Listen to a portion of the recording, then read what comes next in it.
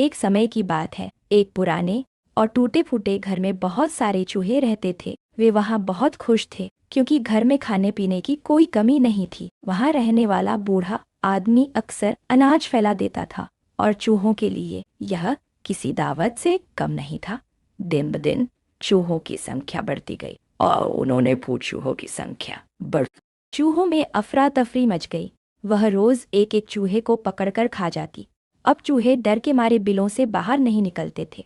चूहों ने एक दिन सभा बुलाई और समस्या का हल निकालने की सोची।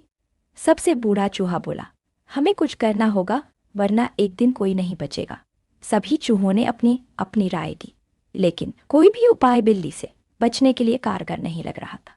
अंत में एक युवा और बुद्धिमान, जब वह चलेगी तो घंटी बजेगी और हमें समय रहते उसके आने का पता चल जाएगा।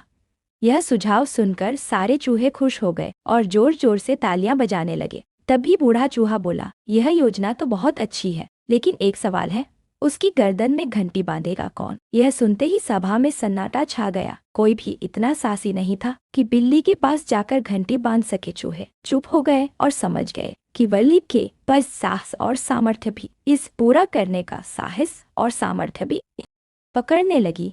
चूहों ने अंत में यह निर्णय लिया कि उन्हें घर छोड़कर किसी और सुरक्षित स्थान पर जाना होगा। कहानी का सार यह है कि केवल योजना बनाना ही काफी नहीं होता, उसे लागू करने के लिए साहस और कार्यवाही भी जरूरी होती है।